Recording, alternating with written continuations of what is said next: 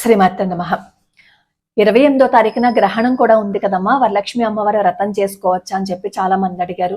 దాంతో పాటుగా 28వ తారీఖున ఇంకా చాలా విశేషమైన రోజు. అవన్నీ మనం ఈ రోజు ఈ వీడియోలో తెలుసుకుందాం. తెలుసుకునే ముందు ఒక్కసారి సర్వమంగళ అమ్మవారికి నమస్కారం చేసుకుని, సర్వమంగళ మాంగళ్యే శివే సర్వార్థ సాధికే శరణ్యే త్ర్యంబకే దేవి నారాయణి నమోస్తుతే అని ఒక్కసారి కామెంట్లలో అమ్మవారిని స్మరణ చేసుకుని వీడియోలోకి వెళ్ళిపోదాం. 21వ తారీఖున వరలక్ష్మి అమ్మవారి వ్రతం చేసుకోలేకపోయిన వాళ్ళు 28వ తారీఖు చేసుకోవచ్చు. ఆ రోజు గ్రహణం లేదు, ఒకవేళ ఉంది అని చెప్పినా మన భారతదేశంలో కనిపించటం లేదు. కాబట్టి నిరభ్యంతరంగా ఆ రోజు వ్రతం చేసుకోవాలి అని అనుకునే వాళ్ళు చేసుకోవచ్చు. 28వ తారీఖున వరలక్ష్మి అమ్మవారి వ్రతం చేసుకోవటమే కాదు, సత్యనారాయణ స్వామి వారి వ్రతం చేసుకోవాలి అని అనుకున్నా చేసుకోండి. ఎందుకంటే ప్రతి పౌర్ణమికి సత్యనారాయణ స్వామి వారి వ్రతం చేసుకుంటే మన ఇంట్లో ఎన్నో ఇబ్బందులు ఉంటాయి, మానసికంగా చిరాకు అది ఉంటుంది, అవన్నీ పోతాయి. అసలు పౌర్ణమి రోజున చంద్ర ఆరాధన చేసిన, లలిత అమ్మవారికి పూజ చేసిన, విష్ణుమూర్తికి పూజ చేసిన చాలా విశేషం అన్నమాట. మానసిక ఇబ్బందులు తొలగిపోతాయి. అసలు రోజు చేస్తేనే భగవంతుడి పాదాలు పట్టుకుంటే ఆ ఇబ్బందులు తొలగిపోతాయి, కానీ కొన్ని విశేషమైన రోజుల్లో చేస్తే మరింత శక్తి వస్తుంది అనమాట. అప్పుడు మీరు అంటారు, పౌర్ణమికిను మామూలు రోజులకి సంబంధం ఏంటండి అంటారు. చిన్న ఎగ్జాంపుల్ చెప్తా. మనం రోజు పిల్లల్ని స్కూల్కి పంపిస్తాం, మనం కూడా స్కూల్కి వెళ్ళిన వాళ్ళమే కదా ప్రతిరోజు.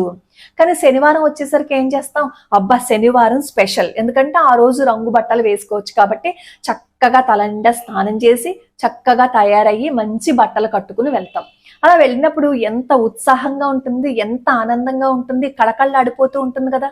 మరి ఆ రోజు కూడా స్కూల్ డ్రెస్సే వేసుకుని వెళ్ళమన్నాము అని అనుకోండి, అన్ని రోజులు స్కూల్ డ్రెస్ వేసుకున్నా ఈ రోజు కూడా స్కూల్ డ్రెస్ అని అంటే ఈ రోజు స్పెషల్ కదా అని అంటావా?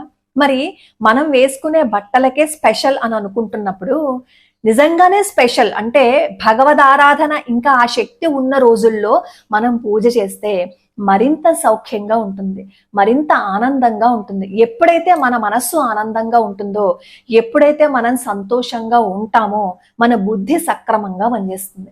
మన బుద్ధి సక్రమంగా పనిచేసింది అనుకోండి, మనం సరిగ్గా ఆలోచించగలుగుతాం, అప్పుడు సరి అయిన నిర్ణయాలు తీసుకోగలుగుతాం. కాబట్టి ఈ విశేషమైన రోజుల్లో ఏమీ చేయలేకపోయినా కనీసం ఆ రోజు విశేషాన్ని స్మరణ చేసుకుని ఒక్కసారి అమ్మవారికి నమస్కరించుకున్నారు అని అనుకోండి, ఆ పాజిటివిటీ మనలోకి ఖచ్చితంగా వస్తుంది. అయితే చాలా మంది ఏం చేస్తున్నారు, 27వ తారీఖున రక్షాబంధనము జంధ్యాల పౌర్ణమి చేస్తున్నారు, కొంతమంది 28వ తారీఖున చేస్తున్నారు. ఇలా ఎందుకు వచ్చింది అంటే, సాయంత్రం పౌర్ణమి వ్యాప్తిగా తీసుకునే వాళ్ళేమో 27ని చేస్తున్నారు, ఉదయం వ్యాప్తిగా తీసుకున్న వాళ్ళనేమో 28వ తారీఖున చేస్తున్నారు అనమాట. కాబట్టి 27 కొంతమంది చేస్తున్నారు, 28న కొంతమంది చేస్తున్నారు. ఆ రోజు రక్షాబంధనం మాత్రమే కాదు, ఆ రోజున హయగ్రీవ స్వామి వారి జయంతి, ముఖ్యంగా జంధ్యాల పౌర్ణమి అనమాట. కొత్త జంధ్యాన్ని మార్చుకుంటారు ఆ రోజు. ఈ జంధ్యాల పౌర్ణమి అందరికీ తెలుసు, జంధ్యం మార్చుకునే వాళ్ళకి ఎలా మార్చుకోవాలి, ఏం చేయాలి అనేది అందరికీ తెలుసు.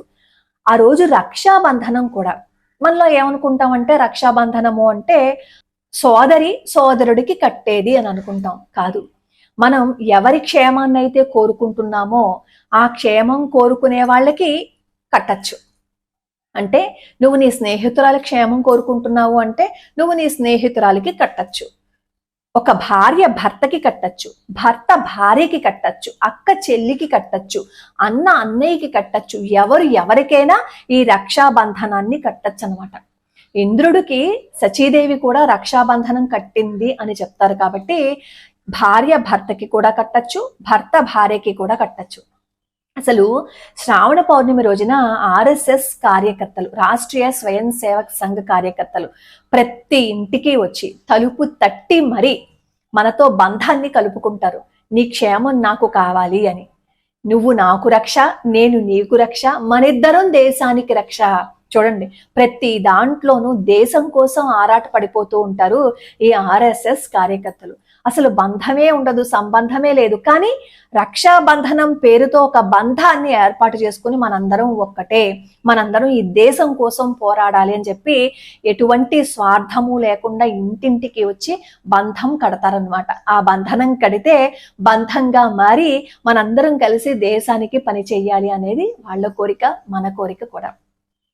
తాడేపల్లిగూడెంలో కూడా సర్వమంగళ అమ్మవారి పాదాల దగ్గర ఈ రక్షాబంధనాలన్నింటినీ పెట్టి ఆ రోజు ఆలయానికి వచ్చిన ప్రతి ఒక్కరికి రక్షాబంధనం కడతారు. కాబట్టి ఎవరి క్షేమాన్ని అయితే మీరు కోరుకుంటున్నారో వాళ్ళకి ఆ రక్షాబంధనాన్ని కట్టచ్చు. రక్షాబంధనం కట్టేటప్పుడు ఏ శ్లోకం చదవాలి అనేది నేను కింద డిస్క్రిప్షన్లో ఇస్తాను, ఒకసారి చూడండి. అలాగే ఆ రోజు హయగ్రీవ స్వామి వారి జయంతి కదా, మనకి బుద్ధి సక్రమంగా పనిచేయాలి కదా. బుద్ధి సక్రమంగా పనిచేయాలి అంటే మనం హయగ్రీవ స్వామి వారిని స్మరించాలన్నమాట. ఆ రోజు ఒక్కసారి హయగ్రీవ స్వామి వారికి నమస్కారం చేసుకుని ఆయన స్తోత్రం చెయ్యండి.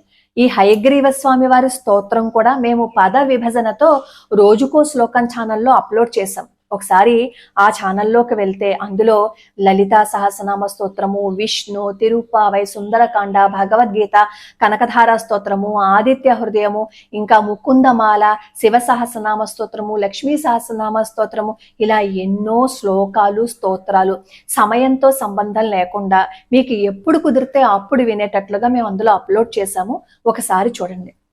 అలాగే ఎవరికైనా సరే మానసికంగా చాలా చికాకు పెట్టేస్తూ ఉంటే, సత్యనారాయణ స్వామి వారి వ్రతం చేసుకోలేకపోయారు అని అనుకోండి, ప్రతి పౌర్ణమికి వెన్నెల్లో కూర్చుని లలితా సహస్రనామ స్తోత్రం చేయండి. అలా చేస్తే మానసికంగా ఉన్న ఇబ్బందులు తొలగిపోతాయి. చంద్రుడు మనఃకారకుడు. మన జాతకంలో చంద్రుడికి సంబంధించి ఏవైనా ఇబ్బందులు ఉంటే అవి పోతాయన్నమాట. చంద్రబలం వస్తుంది. మీకు చంద్ర కవచం వస్తే చంద్ర కవచము చేసుకోవచ్చు, లేదు అంటే లలిత అమ్మవారి స్తోత్రమైనా చేసుకోండి, లలితా సహస్రనామ స్తోత్రమైనా చేయండి. ఒకవేళ వెన్నెల్లో కూర్చుని చేసే అవకాశం లేదు అని అనుకోండి, ఇంట్లో అయినా సరే ప్రతి పౌర్ణమికి లలితా సహస్రనామ స్తోత్రం సాయంకాలం వేళ చేసే ప్రయత్నం చేస్తే ఎన్నో ఇబ్బందుల నుంచి మనం బయటపడిపోతాం. మనకున్న ఇబ్బందులు, మనకున్న కష్టాలు కొన్ని మన ప్రయత్నం లేకుండానే పోతాయి, కానీ కొన్ని ఎన్ని ప్రయత్నించినా పోవు. వాటికి ఎవరు సహాయం చెయ్యలేరు కూడా. చెయ్యాలని అనుకోవటం కూడా మనది కూడా తప్పు. ఎందుకంటే ప్రతి ఒక్కరికి చేయలేరు. కానీ భగవంతుడి పాదాలు పట్టుకుంటే, అమ్మవారి పాదాలు పట్టుకుంటే మన కర్మ క్షయం అవుతుందన్నమాట. మన కర్మ ఎప్పుడైతే క్షయం అవుతుందో అప్పుడు ఏమవుతుంది చెప్పండి? మన పాపం తగ్గుతుంది కదా. పాపం తగ్గుతుంది అంటే అర్థం ఏంటి? మనకున్న బాధలు, మనకున్న కష్టాలు ఆ తీవ్రతరం తగ్గిస్తాయి అన్నమాట. కాబట్టి ప్రయత్నపూర్వకంగా రేపు పౌర్ణమి కాబట్టి ఒక్కసారి అమ్మవారిని ప్రార్థించే ప్రయత్నం మొదలు పెట్టండి. మన చేతుల్లో ఏది ఉండదు, అన్నీ భగవంతుడి చేతుల్లోనే ఉంటాయి. మన విధి రాత ఎలా ఉంటే అలాగే జరుగుతుంది. కానీ మన చెడు రాతను తగ్గించుకోవాలి అంటే, దాని ఇంటెన్సిటీని తగ్గించుకోవాలంటే భగవంతుడి పాదాలు పట్టుకోవాలి. వారణాసిలో సోమదత్తుడు అనే ఒక భక్తుడు ఉండేవాడు అనమాట, అమ్మవారి భక్తుడు. ప్రతిరోజు ఆలయానికి వెళ్ళి నమస్కారం చేసుకుని వస్తూ ఉండేవాడు. తినడానికి కూడా తిండి ఉండేది కాదు. ఏ రోజు సంపాదన ఆ రోజే, ఏ రోజు తిండి ఆ రోజే సంపాదించుకుంటూ ఉండేవాడు అనమాట. ఒకసారి భార్య అంటుంది, ఇంతగా మీరు రోజు భగవంతుని ఆరాధిస్తున్నారు, కానీ మనకి ఇన్ని కష్టాలు వస్తున్నాయి, మనం దీని నుంచి బయటపడాలంటే ఎలాగా? ఎందుకు భగవంతుడికి దండం పెట్టుకున్నా ఏం ఉపయోగం లేదు అంటుంది భార్య. అప్పుడు సోమదత్తుడు అంటాడు, భగవంతుడి అనుగ్రహం అంటే ఏంటి? ఒక బంగారము, లక్షల రూపాయలు మాత్రమేనా? మంచి ఆరోగ్యం కూడా భగవంతుడే ఇవ్వాలి. ఆయన అనుగ్రహం లేకపోతే లేదు. మనం రోజు వెళ్ళి సంపాదించుకుని తెచ్చుకుంటున్నామనే మాటే కానీ మంచి ఆరోగ్యాన్ని మనకి ఇచ్చాడు కదా. భగవత్ నింద చెయ్యకు. మన కర్మ ఏదో ఒక రోజుకి క్షయమవుతుంది. అంతవరకు మనం సహనంగా అమ్మవారి పాదాలు పట్టుకుని అమ్మవారిని ప్రార్థించటమే అని చెప్పి భార్యకి చెప్తాడు. అప్పటి నుంచి భార్య కూడా ఏం చేస్తుందంటే అమ్మవారిని వేడుకుంటూ ఉంటుందన్నమాట.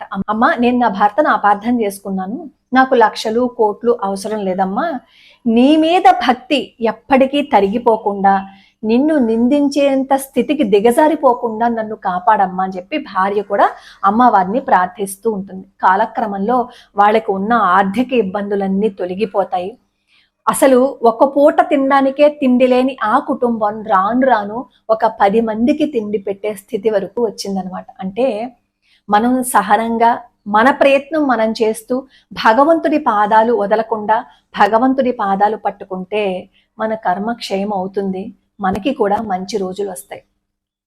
సర్వమంగళ అమ్మవారి ఆలయమే నాకు అసలు ఎదురుగుండా కనిపిస్తూ ఉంటుంది. అసలు నేను పదే పదే ఎందుకు చెప్తుంటానంటే, అక్కడికి వచ్చిన వాళ్ళు ఎంత మందో నాకు చెప్తూ ఉంటారు. నేను నిన్న కూడా చెప్పాను కదా, ఒక ఆవిడ జీవితంలో ఏం జరిగింది అనేది. సర్వమంగళ, అక్కడ ఉన్నది మరకత సర్వమంగళ అమ్మవారు అన్నమాట. మరకతం దగ్గర ప్రార్థిస్తేట, అది మరకత శివలింగం గాని ఏదైనా సరే మనకి తొందరగా మన బాధల నుంచి బయటపడే అవకాశం దొరుకుతుందిట. ఒక్కొక్క రాయికి ఒక్కొక్క విశేషం ఉంటుంది. అలా మరకతం యొక్క విశేషం అలాంటిదిట. అందులోనూ సర్వమంగళ, సర్వము శుభాలనే ఇస్తుంది అమ్మ.